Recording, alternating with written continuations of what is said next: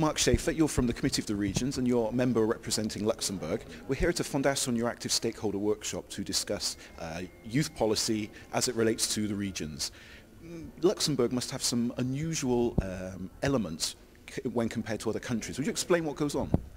Well, especially talking about youth on the move, you know, in Luxembourg, as we're a very small country, we're always kind of forced to leave the country, you know, like you must know that we only have a university in Luxembourg since the 90s, and like my generation we had to go to university abroad, so we had to be able whether to do our studies in French, in English, in German or whatever other language, you know, so it's just and that's one thing where I think you have to strengthen on it, is that it's very important to speak the languages. Otherwise, you know, it's not going to be possible for a student to study somewhere else or to work somewhere else if he doesn't speak the language of the country.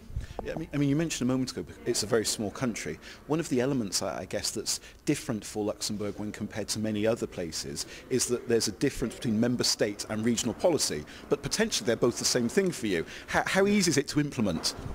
Well, that's actually the thing, you know, we are 6 members in the Committee of the Regions, and of course it's difficult for a small country like that to talk about regions, you know, I mean the whole country is one region, and so, but on the other hand, you know, I think we're good, you know, we're always a good example, you know, how we can make things change and to make it in a European way, you know.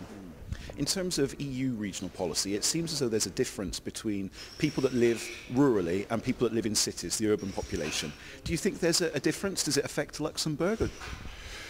Well, it doesn't really affect Luxembourg, but due to the size of the country. But I think it's an important thing. It's actually more and more in Europe, more a problem, you know, for people living in rural areas, you know, to get, I think, the necessary information, how you can do, or how you can work in another country, how you can study in another country. And I think it's definitely more easy to, if you live in a big city where it's easier to get the necessary information.